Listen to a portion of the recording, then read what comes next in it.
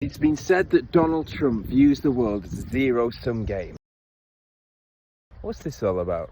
Think about games such as tennis or chess or football. One player's gain is equal to the other player's loss. In other words, both players can't win. Crucially, the nature of the game itself disincentivizes cooperation, precisely because, to quote the Highlander, there can be only one. Or, to quote ABBA, the winner takes it all. President Trump often speaks in zero-sum terms, as though there has to be a winner and there has to be a loser, and we see this play out with the tariff debate. Critics of Trump's tariff position argue that free trade is beneficial for all the actors involved.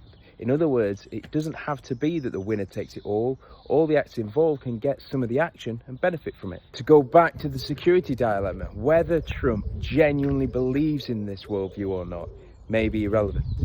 What's more important is how other leaders interpret and respond. In terms of interpretation, what's interesting is that Chinese government officials have said that the United States wants other states to be cannon fodder under its US supremacy.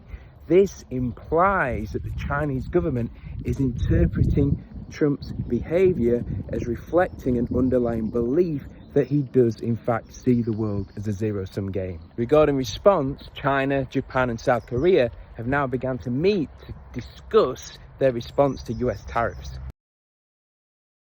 Historically, these have been anything but buddies, but Trump's move on the chessboard has seen them respond by opening up potential new avenues for cooperation. So whilst Trump may subscribe to this zero-sum worldview, it doesn't mean that everybody else has to. On one hand, they may retaliate against the US in some sort of one-on-one tariff war, but they also may forge new avenues for cooperation with other states around the world.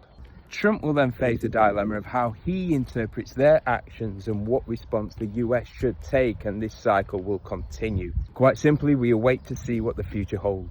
As this is the final video in the A to Z series, I just wanted to say a huge thank you for all the support since I started it last October.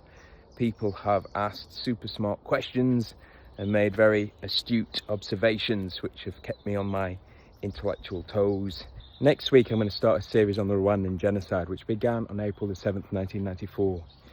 As I was in the Kigali Memorial Centre in 2023, I thought the least I could do is use my research to shed light on what happened.